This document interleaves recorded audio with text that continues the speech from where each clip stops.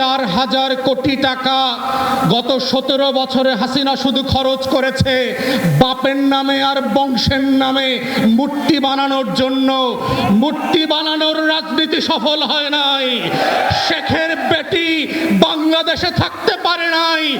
স্কুলের নাম বদলাতে পারেন, কলেজের নাম বদলাতে পারেন, গ্রামের নাম বদলাতে পারেন, ইউনিয়নের নাম বদলাতে পারেন, ওসমান হাদির নাম বদলাতে পারবেন না।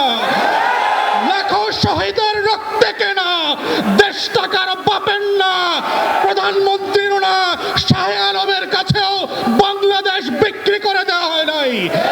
অতএব আজকে যারা বিচার নিয়ে ছিনিমিনি খেলছেন, বাংলাদেশের ইতিহাসের অন্যতম যোগ্য ব্যক্তিকে আইসিটির প্রসিকিউশন থেকে সরিয়ে দিয়ে একটা অযোগ্য দালাল দলীয় লোককে দিয়েছেন। তিনি আজকে বলছেন তিনি নাকি বিচার করতে ভয় পাচ্ছেন। আপনার যদি এত ভয় লাগে আপনি এই খাতায় নাম লেখাইলেন কেন? যারা ভীত তারা তো ওই পারে পালিয়ে গেছে।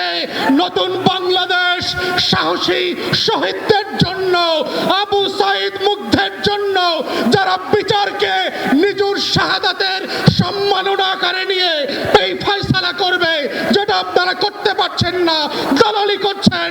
তাই আজকে এই জায়গা থেকে মাননীয় বিরোধী দলের নেতা এবং সংসদ সদস্যদেরকে আমরা আহ্বান করছি, আপনারা সংসদে 4টা গণহত্যার জন্য স্বাধীন কমিশন করে আবার দাবি করবেন গুম খুনের বিচারের ওপেন পাবলিক হিয়ারিং হতে হবে। যেটা আমেরিকাতে, পশ্চিমা দেশগুলোতে যেই গণশুনানি হয়, গত 17 বছরের হাজার হাজার গুম হয়ে যাওয়া লাশ পর্যন্ত, স্মৃতি পর্যন্ত হারিয়ে ফেলা মানুষদের গল্প এই বাংলাদেশের 20 কোটি মানুষের ঐতিহাসিক স্মৃতি সংরক্ষণের জায়গা থেকে স্মরণে রাখতে হবে। এই কমিশনগুলো বিটিভি এবং সংসদ থেকে লাইভ করতে হবে। জুলাই জাদুঘর অবিলম্বে ওপেন করে দিতে হবে জাতির কাছে। জুলাই স্মৃতি শহীদ স্মৃতি ফাউন্ডেশন, তার কর্মকর্তা কর্মচারীরা গত 4 মাস ধরে বেতন পায় না।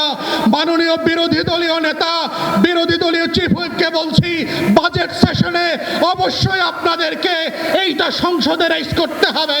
কোটি কোটি লক্ষ লক্ষ কোটি টাকা লুটপাটের বাজেট হয়।